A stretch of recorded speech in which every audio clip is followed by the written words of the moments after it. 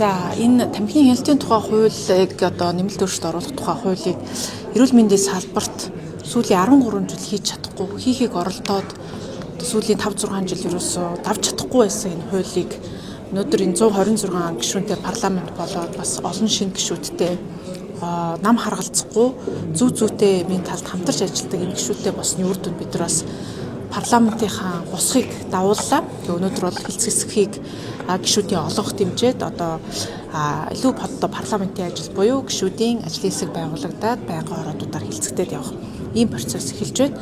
За гишүүдийн хувьд бол мэдээж энэ дээр олон талын бас ингээд саналуудыг хэлж байгаа.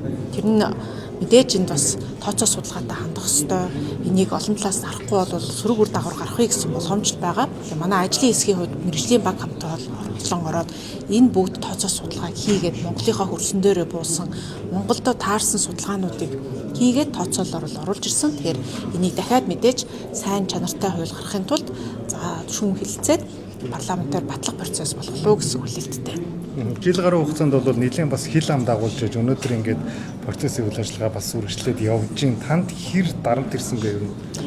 За дарамт шахалтын хувьд бол ер нь бол их нөлөөлөх гэж оролдсон юм байлээ. Тэгээ анханасаа миний барьсан зарчим бол би улс төрд бол иргэдийнхээ төлөө дуурах энэ мөнгөний ашиг сонирхлоос үүдсэн төрийн бодлогыг багчилсан өөрчлөхийн төлөө бол орж ирсэн.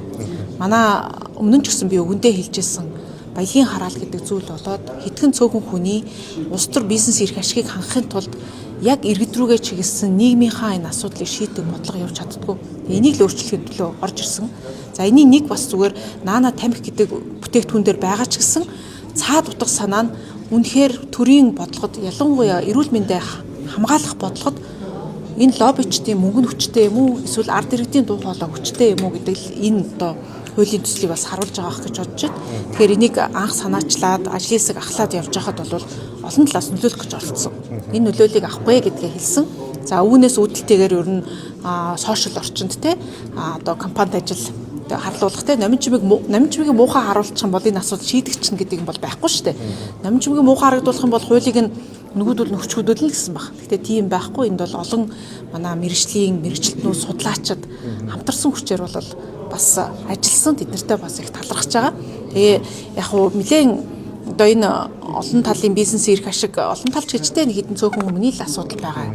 Эдгээр бол зохион байгуул сайтай байна. Тэдрийг нөлөөлж чадчихээн те. Симхий гарвал улс төрчид ч гэсэн үнэндээ нөлөөлөхийг оролдож байна. Тэрийг ч гэсэн би өнөөдөр энэ 7 хоногт бол бүгдийг мэдрээд явж байгаа. Гэхдээ 126 гишүүнтэй парламент болсон. Олонх нь бас нэг эрүүл сарвалаар сэтгээд энэ асуудлаа зөв шийдчих гэсэн сэтгэлтэй хүмүүс байгаа учраас энэ асуудал шийдэгдэнэ хаа гэж бас найдаж байгаа. Татврын хуулиар бол одоо бас алагчилж үзэж байна энэ хуулийн төсөлд гэдэг ийм зарим нэг талын гомдгсол бас байх шиг байна л да. Тэгэхээр татврыг яг хувь тэмцүүсийн электрон болон янжуур тамхин дээр бол одоо яг ижил төвшөнд хүргэж чадсан уу те? Татвар дээр ерөөсөө хуулийн төслөө харах юм бол яг ижилхэн байгаа шүү. Бүгд дээр нь хэнийг нь ч алагчлахгүй адилхан хувь хэмжээ, адилхан хэмжээгээр өсгөхөр байгаа байхгүй. Тэн дээр ерөөсөө нэг нь одоо илүүд үзээд эсвэл багт үзээд байсан юм байхгүй. Тэгэхээр өмнө нь харин лобби ороод янз бүрийн байдлаар татвар төлдөггүй. Эсвэл татвараа бага тавиулдаг байсан асуудлыг бүгдээрийнх нь яг адилхан нэг одоо зэрэг тавиадсан гэсэн. Урд нь бол зохицуултгүй байсан этгээдүүдийн хувьд бол нэлээд энэ хортой бүтээгдэхүүнээс огцом ашиг олоод энийх нь гол хохирогч нь одоо бидний бидний үр хөвгтүүчүүд те энийгээ болио гэдэг асуултыг тавихаар одоо ингэж улаарч одоо байгаа бол мэдээж зүү зохисгүй. Бид нар хүүхдүүдийнхаа эрүүл мэндийг хохирон байж хэдэн хүний бизнесийг хамгаалах ямар ч үүрэггүй. Дан ялангуяа хятадын хэдэн 5-10 компани бүтээгдэхүүн манай Монголын хүүхдүүдийн өрсийн эрүүл мэндээр хохирох ямар үр төлөөстэй. Энийг л бид нар шийдэ гэж байгаа. Тэгэхээр татрын хувьд юусоо тийм байхгүй. Хуулиа харах юм бол өнөөдөр бас гишүүдийн ярьж байгаа ч гэсэн илүү дутуу үзлээ гэсэн юм байхгүй. Бүгдээрээ жигд байгаа учраас энэ маань өөрөө ямар нөлөө үзүүлэх вэ гэдэг дээр л гишүүдийн асуулт саналууд гарсан гэж харж байна.